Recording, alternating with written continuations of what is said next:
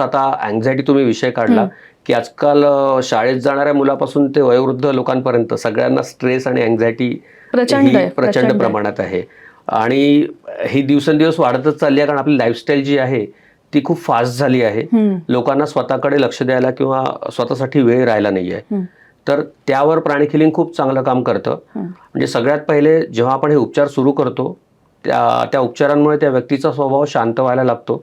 एक शांतपणा त्यांच्या मनाला मिळतो आणि त्याच्यातून बरं होण्याची त्यांची जी प्रोसेस आहे ती अजून फास्ट होते. एक अवेअरनेस येतो की आपण ज्या पद्धतीने आता आपलं जीवन जगतो आहे ती खूप चुकीची गोष्ट आहे की आपण स्वतःसाठी वेळ देत नाहीये. हा अवेअरनेस येणं हे सुद्धा खूप मोठी गोष्ट आहे. तर अशा प्रकारे ती व्यक्तीच स्वतःला मदत करू शकते त्याच्यातून बाहेर पडण्यासाठी.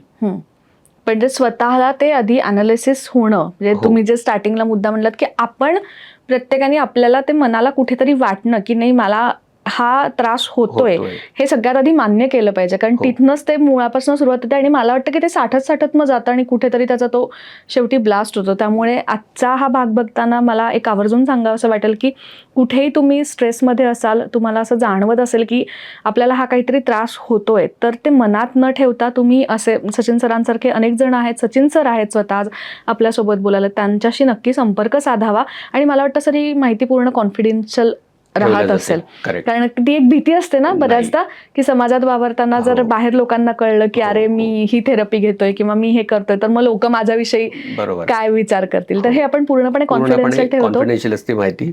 आणि हे पेशंटशी 1 to 1 सगळं होतं, त्याच्यामुळे असं कुठेही ही माहिती किंवा हे काही होत नाही, म्हणजे बाहेर दिल्या जात नाही.